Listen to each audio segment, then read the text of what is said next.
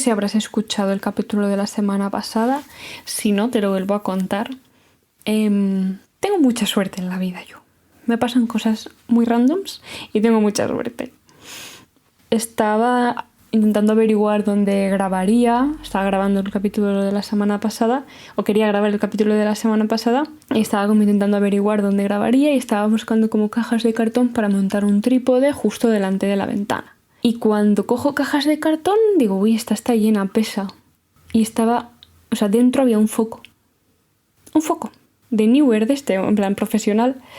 Justamente lo que necesitaba. No lo usé porque era de día aún y yo prefiero siempre la luz natural. Aún no sé manejar la luz, en plan, no sé de focos. Es súper chungo. Los focos crean como sombras feas. No sé hacerlos funcionar bien. No sé crear como luz bonita. Pero hoy se me ha hecho de noche. O sea, es que no es tan tarde, son las 6:30, pero ya es completamente de noche. Así que hoy he tenido que usarlo. Está ahí. Increíble, sencillamente increíble. Si lo miro me quedo muy ciega. Pero si es de noche, sí que he querido como pasarlo a como una vibe más cozy. Estoy en mi habitación y tengo ahí una velita. Si estáis viendo el vídeo, la estáis viendo, ¿dónde está? Ahí. También porque vamos a hacer un capítulo más cozy, ¿no? Sobre un libro, sobre el libro de Ikigai, que es el libro que me leí para enero. De hecho, como que me lo empecé en diciembre, juraría, y lo abandoné un poco porque al principio no me gustó mucho, no me enganchó demasiado. Ahora hablaremos más en concreto del libro y de lo que me ha parecido, pero sí, lo quería hacer en enero, pero de repente es 11 de febrero, el día que estoy grabando esto, y pues es lo que hay. Así que va a salir en febrero este capítulo. El siguiente libro que me estoy leyendo, ya me lo estoy, o sea, voy por la mitad, es Hábitos Atómicos, y este será, supongo que a finales de febrero o principios de marzo. Así que stay tuned for that. Otra cosa es que si oís más ruidos de lo normal, esta habitación, o sea, mi habitación da a la calle. Entonces, bueno, pues hay gente con coche y tal, y se oye gente hablar y... Bueno, pues eso. Seguramente no lo podéis oír, pero yo lo puedo oír y me molesta. Vale, vamos a hablar de Ikigai, este libro. Está escrito por Héctor García y Francesc Miralles y se llama Ikigai, los secretos de Japón para una vida larga y feliz. No ha sido un libro life-changing, ¿vale? No ha sido un libro que dices, wow, me he quedado anonadada. Como fue, por ejemplo, los anteriores, los que nos hemos leído, me dejó así bastante el de Deja de ser tú. O sea, ese fue como, wow. El de Take Back Your Brain es mi libro favorito de los que nos hemos leído hasta ahora. Ese fue increíble. Aún uso cosas de las que leí en ese libro como herramientas y tal. Me enseñó un montón. Y de hecho voy a hacer más capítulos relacionados con ese libro, y hice como 3 o 4 capítulos sobre ese libro. O sea, increíble. O sea, con ideas que me habían dado, que habían salido de ese libro. Y luego, ¿qué más nos leímos? El primero fue el de El sutil arte de que todo te importa una mierda. Ese también es bastante chulo. El de Ikigai pues no es tan brutal, o sea, no es tan revelador. Es un libro cozy, yo diría. Es un libro que es muy cortito, tiene menos de 200 páginas o justo 200 páginas. Y el problema que yo tengo con él es que eso, se queda en un libro cozy, porque de lo que trata es que los dos autores hicieron un viaje a Okinawa, ¿vale? Que es un pueblo, creo, sí, un pueblo, una región de Japón en la que viven más centenarios del mundo. O sea, viven personas que tienen más de 100 años o viven personas muy mayores. Es el sitio del mundo con más longevidad, ¿vale? Donde las personas viven más tiempo. En general es Japón el país donde las personas viven más tiempo. Pues justamente de ese país, pues dentro de ese país, Okinawa es la ciudad o el pueblo, más bien pueblo, donde pues más personas mayores viven. Me estoy explicando fatal, pero seguro que me estáis entendiendo. Por eso se llama así, ¿no? El subtítulo del libro es Los secretos de Japón para una vida larga y feliz. Es un libro sobre longevidad. Entonces yo creo que confunde un poco porque se llama Ikigai. Y Ikigai, pues no sé si lo sabéis, pero Ikigai es el propósito de la vida, es el sentido de la vida. Tu Ikigai es por lo que te levantas por las mañanas, ¿sabes? Es tu propósito de vida, tu Ikigai. Entonces, pues yo al leer el título me imaginaría que habla de este concepto, ¿no? Y de cómo trucos o formas de encontrar tu propósito en la vida. Y no va de eso. Va de personas muy mayores que viven muy felices en Japón. Como te digo, es un libro muy cozy. En verdad, es muy bonito leer sobre estas personas y sobre lo que han aprendido en su vida y tal, y cómo viven, pero claro, al final se pasa los 2 últimos capítulos, que es la mitad del libro, habla de los ejercicios o de cómo se mueven estas personas, o de qué ejercicios randoms, como que te recomienda ejercicios randoms, como movimientos. Y también hace listas sobre las cosas que suelen comer estas personas en Okinawa, ¿no? Los habitantes de Okinawa. Entonces es como, bueno, y lo del Ikigai, que sí que empieza con definiendo el concepto de Ikigai y tal, pero luego, como te digo, el libro no va de Ikigai, el libro no va de encontrar tu propósito en la vida, entonces es un poco extraño. De hecho, cuando lo marqué como leído en el Goodreads, que es una app de libros, que si no la tienes, bájatela y me sigues por ahí. Cuando lo puse como leído en esa app, miré las reseñas que tenía y tenía bastante malas reseñas, aunque es un libro súper vendido. Es un bestseller en principio, pero bueno. En esa app tenía bastante malas reseñas y había una persona que ponía: este libro debería llamarse How to Live a Long Life Like an Okinawan. ¿Sabes? En plan, cómo vivir una vida larga como un buen Okinawan. O sea, como una persona de Okinawa. Porque sí, porque va de la vida en Okinawa. Y poco más. Y habla de que entonces para vivir mucho y vivir bien, pues tienes que moverte, ¿no? Y comer sano y comer muchas verduras. Y es como, no shit. Como que en verdad nada nuevo, ¿sabes?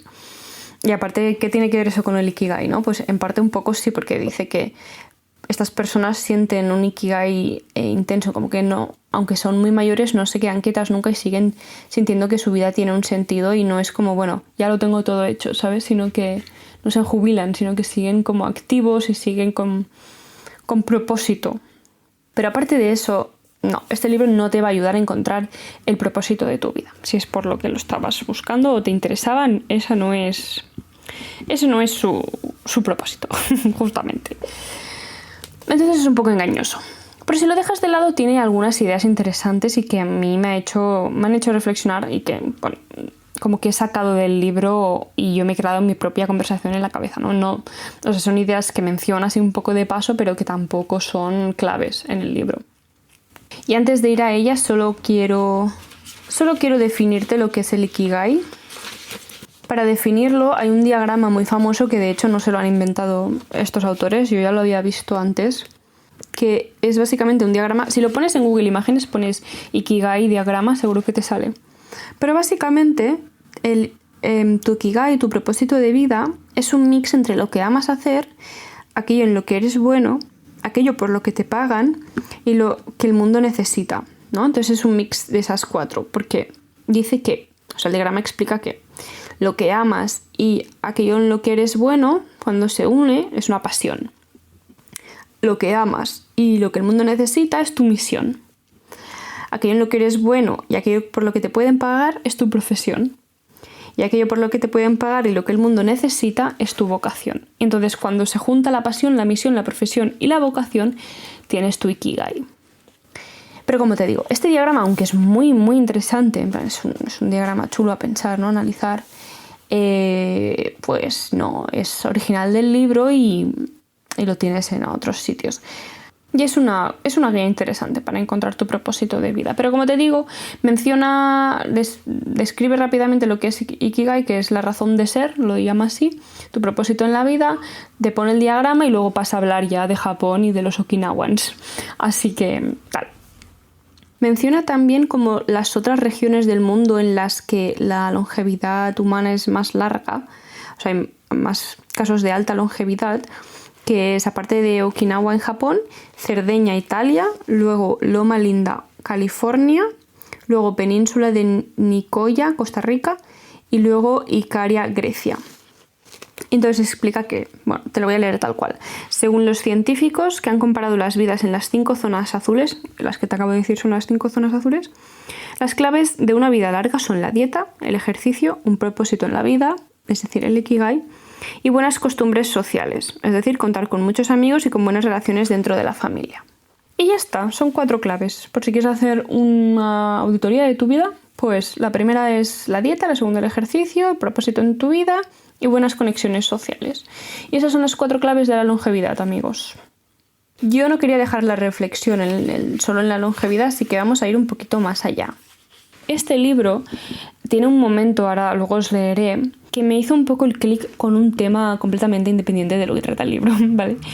Me gusta mucho escuchar podcasts y yo he hablado de la libertad que tenemos a la hora de decidir cómo pensamos, cómo entendemos las experiencias que tenemos, cómo interpretamos las experiencias que tenemos, que tú eliges al final pensar, tú eliges cómo piensas sobre todo lo que te pasa en la vida, sobre todo lo que eres, o sobre todo lo que tienes, sobre todo, en general, tú eliges cómo pensar. A veces creemos como que los pensamientos son dados, ¿no? Nos pasan y ya, o que tenemos un mal día, entonces eso es objetivo, eso es una valoración objetiva, pero no hay nada en nuestra mente que sea objetivo. El otro día estaba escuchando un podcast y la host dijo, porque lo transcribí porque me pareció muy interesante, ¿vale? Os lo voy a leer tal cual lo que dijo, pero está en inglés. Os lo pondré abajo en la descripción por si queréis escucharlo, aunque habla de otra cosa, pero empezó así el capítulo, mencionando esto que os voy a contar. Pero está en inglés y lo he traducido. Dice, hola, ¿cómo estáis? ¿No tal? Dice, yo estoy increíble. Siempre lo digo porque es verdad. Pero aquí está la razón por la que siempre es verdad. La semana pasada estaba... Bueno, es coach la señora esta que tiene... Del podcast que estoy hablando es una coach. Entonces estaba con una clienta y le decía que nuestra evaluación de nuestro estado mental o emocional es un pensamiento opcional. Lo repito. Nuestra evaluación de nuestro estado mental o emocional es un pensamiento opcional. La forma en la que elegimos categorizar, caracterizar o describir nuestro estado mental y emocional no es objetiva. No es una circunstancia, es un pensamiento opcional. Así que puedo tener un día lleno de pensamientos y emociones negativas, pero durante el día y al final del día puedo elegir si llamarlo un mal día o no, si llamarlo un día promedio o un día increíble. Yo decido qué pensar sobre mi propia experiencia, mis propios pensamientos y sentimientos. No es una verdad absoluta que un día en el que tengas pensamientos y sentimientos negativos sea un mal día. Eso no es objetivo, es una decisión describirlo así. Pero puedes elegir otro pensamiento. Puedes decir, un día lleno de pensamientos negativos es un día increíble porque igual has aprendido algo sobre ti o te has vuelto más resiliente. Yo simplemente decido pensar que cualquier día en el que esté viva es increíble, porque forma parte de la experiencia humana y estoy completamente comprometida con la experiencia humana. Claro, yo escuché eso en ese podcast y me quedé choqueada. Me pareció súper interesante. Sobre todo como la concepción de he tenido un mal día, ¿no? He tenido un mal día. Y la idea de que tú eliges si llamas mal día a eso o no. Cuando tienes unas emociones, ¿no? Tú sientes algo, luego haces una evaluación de eso como, mierda, ya me estoy sintiendo mal, tío, llevo todo el día enfadada, o joder, vaya día de mierda, no paro de tener estos pensamientos de mierda. Esa evaluación, ¿no? O sea, hay una parte que son las emociones o los pensamientos que estás teniendo y luego hay como una evaluación de eso, de lo que implica eso, ¿no? Que significa pues estar teniendo un mal día. Y ese pensamiento es absolutamente opcional. Tú puedes tener esos pensamientos negativos o esas emociones negativas y decir que igualmente es un buen día. ¿Pero por qué? Pues por la razón que tú quieras. Elige, porque estás viva, porque has vuelto a casa pronto, porque puedes abrazar a tu perro, porque yo qué sé, por lo que te dé la gana. O sea que en verdad tú decides cuando es un mal día o no. Y me dirás, tío, a veces tengo días de mierda y son objetivamente de mierda. Y lo entiendo, ¿sabes? Y yo pensaba, tío, vale, pero es verdad que a veces pasan cosas objetivamente malas, ¿sabes? Había una parte de mí como que se resistía a pensar eso, ¿sabes? Era como, tío, pero como que vale, que sí, pero al final, o sea, también hay días de mierda en los que sencillamente no puedes controlar nada y aunque tú quieras elegir estar contenta y feliz, sencillamente no puedes, ¿sabes? Que ella no te dice que tengas que estar contenta y feliz en un mal día, lo que te dice es que puedes elegir cómo lo defines, ¿no? Como ese pensamiento de sí, este ha sido un día de mierda, lo puedes decidirlo, cómo lo evalúas. Bueno, pues estaba leyendo el libro de Ikigai, ¿no? Volviendo a nuestro libro, y en la página 74, para ser exactos, hay una cita que relacioné mucho con este podcast, ¿no? Me volvió a la cabeza y dije, vale, esta señora tiene absoluta razón. Y te voy a convencer a ti también ahora mismo de que puedes elegir cuándo tienes un mal día o no. Cómo titulas a un día. Si lo titulas increíble, lo titulas promedio, lo titulas mal día, lo eliges tú. ¿Por qué? En este libro hay una cita de Viktor Frankl, que era un neurólogo y psiquiatra que sobrevivió al Holocausto. Sobrevivió a un campo de concentración, varios campos de concentración, incluido Auschwitz. Entonces hay una cita de este señor y es la siguiente. Todo le puede ser arrebatado a una persona, excepto una cosa, la última de las libertades humanas, la elección de cómo se enfrenta uno a las circunstancias que le son dadas, la elección del propio camino. Te lo repito la frase clave, la elección de cómo se enfrenta uno a las circunstancias que le son dadas. Me resonó mucho, me recordó mucho al capítulo de este podcast que te menciono, porque al final fue como, vale que pueden pasar cosas objetivamente malas o que hay días en los que estás como, me cuesta mucho, ¿sabes? Mantener o tener o ejercer esa opción de no, voy a decidir que hoy es un día increíble. Pero si este señor que vivió una de las experiencias humanas más desgarradoras y traumáticas de la historia de la humanidad puede decir que tú eliges cómo te enfrentas a las circunstancias que tienes, que tú eliges, ¿no? Es que eliges, entonces, ¿sabes? Es que tiene... O sea, si me lo dice una señora random en un podcast, ¿sabes? Que es millonaria y que... Pues tal, pues diré... Es un pensamiento súper interesante, pero creo que es muy difícil, ¿sabes? Si me lo dice este señor que ha sobrevivido al Holocausto, ¿sabes? Que tú siempre, en todas situaciones, incluida algo como lo que pasó en la Segunda Guerra Mundial, o como algo incluido como algo como el Holocausto, tú siempre puedes elegir cómo te enfrentas a las circunstancias que te son dadas. No tengo excusa para no creérmelo, ¿sabes? Tengo que creérmelo y tengo que trabajar, tengo que entrenar esa capacidad de elegir cómo evalúo mi estado mental, elegir cómo evalúo mi estado emocional y tener mucho cuidado cuando titulo algo un mal día, porque es una elección. Entonces, esta es una de las reflexiones que más me han gustado y que me ha generado este libro por hacer referencia a esta cita, a este señor. Y luego lo estuve buscando y es un señor bastante interesante. Es de hecho el fundador de la logoterapia, que por eso lo mencionan en el libro. La logoterapia, y también mencionan un poco la logoterapia, que la logoterapia es como un tipo de terapia, ¿no? Porque al final este señor era neurólogo y psiquiatra, así que inventó una nueva forma de hacer terapia, que es básicamente una terapia en la que el terapeuta ayuda a la persona, al paciente, a encontrar su propósito en la vida. Y de ahí, ¿no?, la conexión con el Ikigai. Y la compara con la terapia tradicional, ¿no?, que suele mirar al pasado. Te explica, la terapia tradicional suele explorar experiencias del pasado para entender qué te está pasando ahora en el presente, por qué actúas como actúas o por qué te sientes como te sientes, ¿no? A partir de experiencias y traumas, de cosas que has vivido en el pasado. La logoterapia, en cambio, está centrada en el futuro e intenta guiar a la persona a trazarle un camino hacia el futuro a partir de la exploración de su Ikigai y de su propósito en la vida. Así que lo de la logoterapia también me parece bastante interesante, pero como te digo, lo pasa un poco por encima, porque al final, ser un libro tan cortito como que tampoco profundiza demasiado, pero sí hace una comparación interesante entre la terapia tradicional y la logoterapia, que fue fundada creada así por Viktor Frankl. En el libro explica que la frustración existencial aparece cuando el sentido de la vida está ausente o se tuerce. Pero para Frankl, esta frustración no tiene por qué ser anómala o un síntoma de neurosis, sino que puede ser en cierto grado positiva.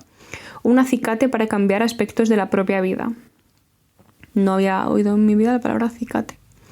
La logoterapia no considera esta frustración una enfermedad mental como otras terapias, sino una angustia espiritual. Para Frankl, el conflicto espiritual es un fenómeno natural y beneficioso para el ser humano, porque impulsa al que lo sufre a buscarle remedio, ya sea con ayuda o por sus propios medios, y alcanzar así una mayor satisfacción vital. Es decir, ayuda a dar un giro al propio destino.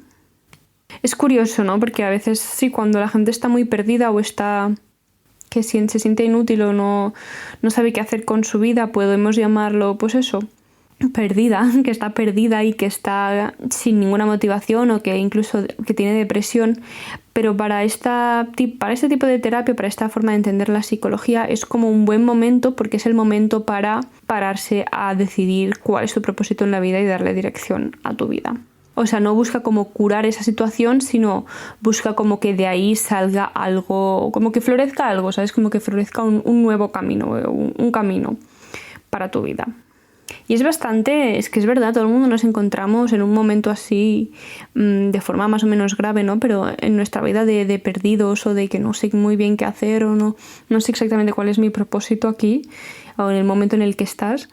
Y me gusta que lo llame que es un conflicto espiritual y es un fenómeno natural, porque sí, todos nos encontraremos en ese momento, en un momento parecido, en algún momento de la vida. Otra idea que menciona de paso es el tema de fluir, el tema del flow. Hay un libro, de hecho, que se llama Flow y que creo que me lo leeré porque me interesa mucho el tema de fluir.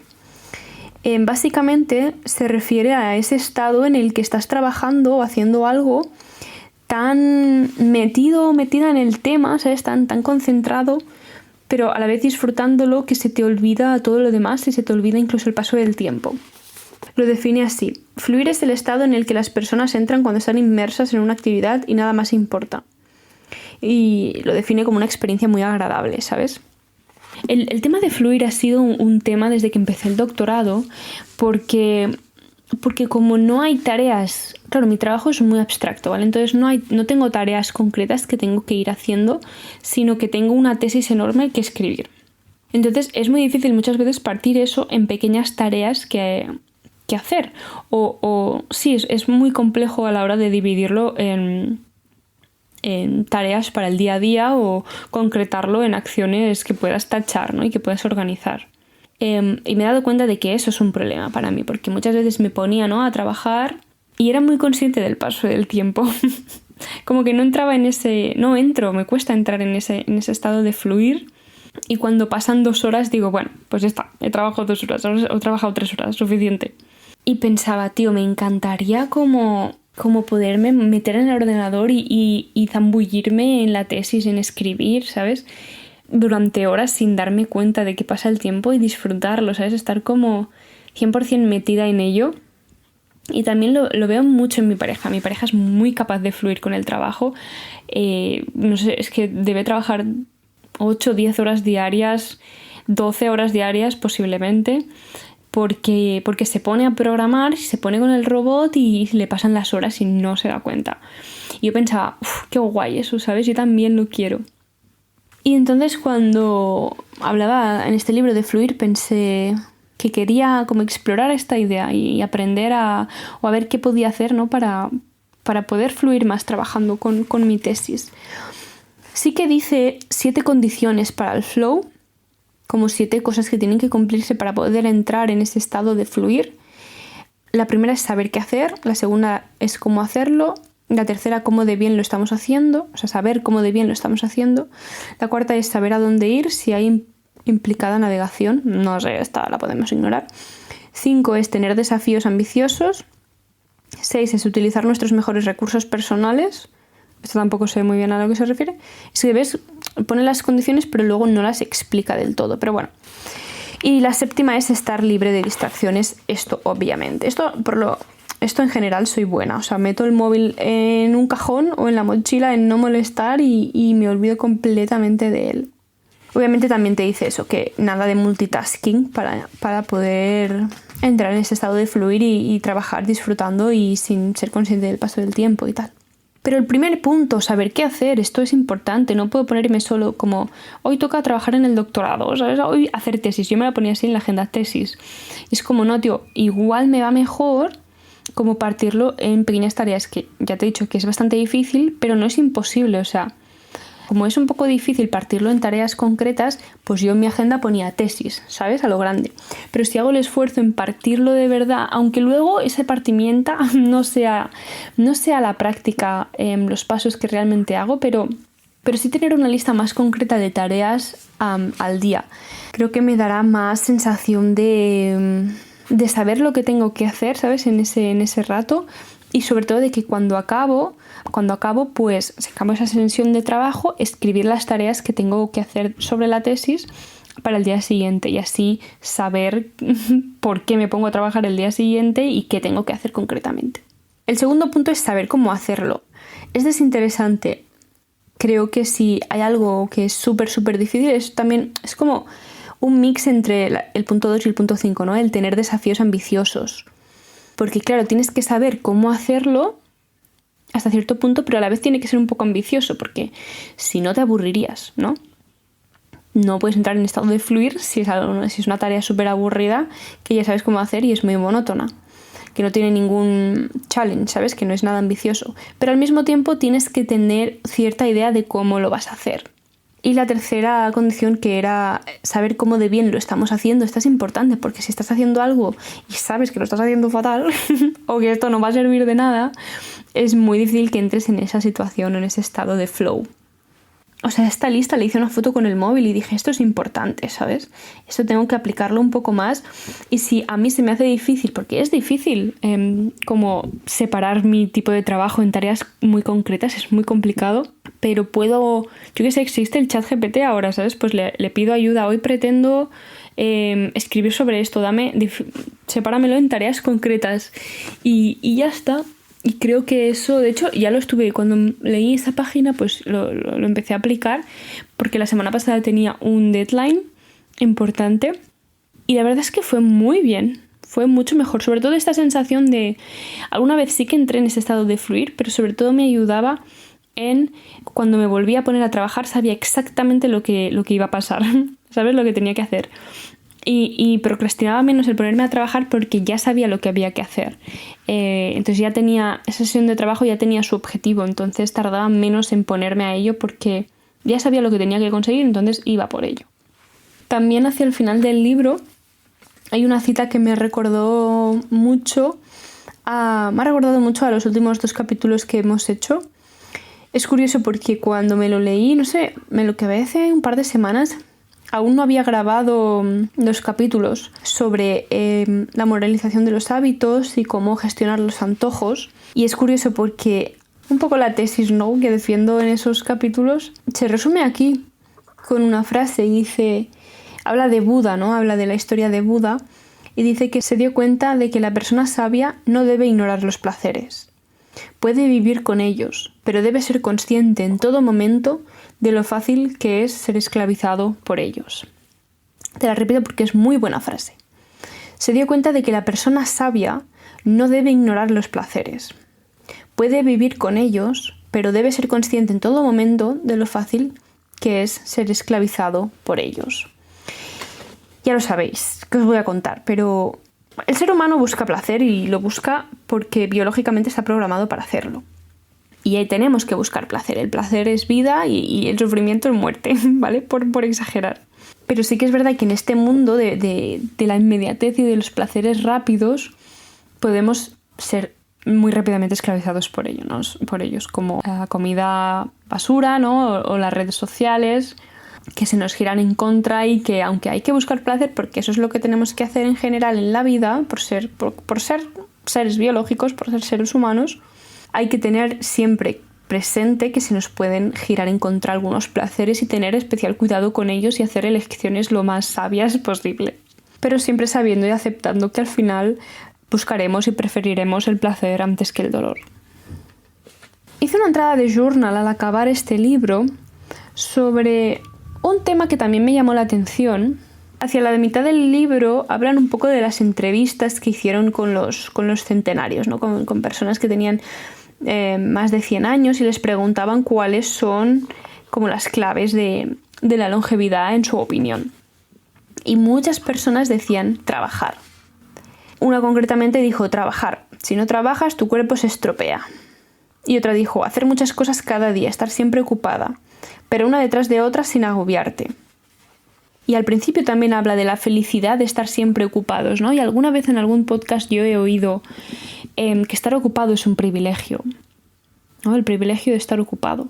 Y esa frase, cuando la he oído varias veces, siempre ha sido como tricky issue, tricky subject. Es como, Sí, pero a la vez el trabajo, al menos en el mundo occidental, capitalista, es un problema.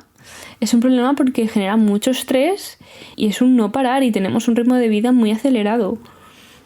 Y entonces fue como extraño, ¿no? Que yo tengo tan metido en la cabeza como la importancia de frenar y la importancia de descansar y la importancia de jubilarse. Por ejemplo, yo veo muy mal que en Estados Unidos no exista la jubilación, o sea, me parece que resta mucha calidad de vida. Pero luego leyendo estas cosas en este libro ha sido como... Sí que es verdad que hay como un cierto equilibrio ahí, ¿no? Porque no podemos pensar en la jubilación, por ejemplo, como, vale, a partir de tal ya descanso, ya no hago nada y ya concibo la vida tirada en el sofá. Porque eso, como dice la frase esta, el cuerpo se estropea, la mente se estropea, como que ya no... Si no los usas de alguna forma, dejan de funcionar bien. El trabajo que tienen las personas en Okinawa es el huerto. Esa conexión con la naturaleza, ¿no? Y estar al aire libre y al final pues sí, se mueven, se agachan todo el día y se levantan muy temprano para trabajar en el huerto hasta que tienen 115 años, una locura. Entonces sí que es verdad que pues hay que seguir trabajando en cierto sentido siempre. Y por trabajo no me refiero al trabajo empresarial, ¿no? Al trabajo corporativo, que es lo que de forma general entendemos, de forma estándar entendemos trabajo ahora, sino sí en la sensación de tener o el objetivo de tener algo que te hace moverte, algo que te gusta, algo que te mantiene ocupada y que te gusta, sí, en la medida de lo posible. Siempre tenemos que tener algo que hacer. Y es una putada, pero es así. Y me refiero siempre no a cada segundo del día, sino me refiero a siempre en general en nuestra vida, ¿sabes? Entonces hay épocas que serán más de descanso que otras, pero en general siempre tenemos que tener la sensación de tener un propósito, de que tenemos algo que hacer en general, que no es súper urgente, eso es importante, porque si hay muchas cosas que tenemos que hacer y que todas son urgentes, ahí es cuando viene el estrés. Pero sí, que tenemos que hacer, que hay cosas por hacer. Y como dice la frase esa de la entrevista, una tras otra, sin agobiarse. Esto es algo que yo quiero hacer cuando sea mayor y sé que lo haré porque soy una persona que tiene muchos hobbies y muchas pasiones y no me da tiempo ahora en mis 20s explorarlas todas. Así que sí, sé que tendré hobbies a explorar, pero es algo muy importante y en verdad lo estoy viendo como al final mis padres o los padres de mis amigos y tal empiezan a hacerse mayores y se ve la diferencia, ¿sabes? Entre las personas que se mantienen ocupadas, que tienen hobbies, que están empezando a estudiar ahora porque sí, a los 60 y pico. O sea, que se apuntan a una carrera nueva, universitaria, o se apuntan a yo que sé qué nuevo para seguir ocupados y para seguir explorando su cuerpo y su cabeza. Y hay diferencia. Hay gente que envejecerá mucho más rápido porque no tiene esta habilidad de mantenerse ocupado, de explorar qué quiere hacer con su vida, ¿sabes? Qué quiere hacer a partir de ahora. Y otra gente pues que se apunta a, yo qué sé, jazz y hace competiciones. Y estoy pensando en gente en concreta que conozco que hace competiciones de andar por la montaña o algo así. Es el padre de una amiga que es muy mono. Y ganó el otro día una competición de estas súper mono. Pues sí, eso es un equilibrio complicado, pero es un equilibrio que hay que tener en cuenta. Y igual el problema también creo que es un poco que el trabajo actual, el trabajo estándar actual es muy monótono y es muy estático. O sea, nos hace que nos movamos poco, ¿no? Nos vuelve sedentarios. Entonces, claro, estas personas en Okinawa se refieren a trabajar como a moverse, ¿sabes? Y a estar activos. Pero claro, nuestro trabajo, ¿no? En el mundo occidental en general no es estar activos, es sentarnos en una silla durante 8 horas. Y al final, pues sí, pero, o sea, esta idea de trabajar es bueno, ¿sabes? Mantenernos ocupados es bueno. Igual no concibe, o sea, igual no es tan compatible con la idea de trabajo que tenemos hoy en día, tan sedentaria, tan quieta y tan monótona. Y para acabar ya, hay una pequeña poesía en la página 184 con la que te quiero dejar, porque me pareció muy cute y muy on point, muy interesante. Dice así: Señor, concédenos la gracia de aceptar con serenidad las cosas que no pueden cambiarse y el coraje de cambiar las cosas que deberíamos cambiar, así como la sabiduría para distinguir unas cosas de otras. Please, please, Lord. Te la repito.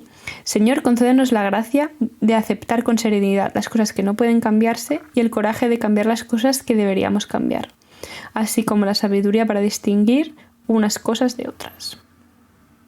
Qué manía de querer cambiar o querer controlar aquello que no podemos controlar y cómo procrastinamos aquello que sabemos que no nos gusta en la vida, ¿sabes? Que no nos hace feliz y ahí sigue durante meses o años y es como tú puedes, venga.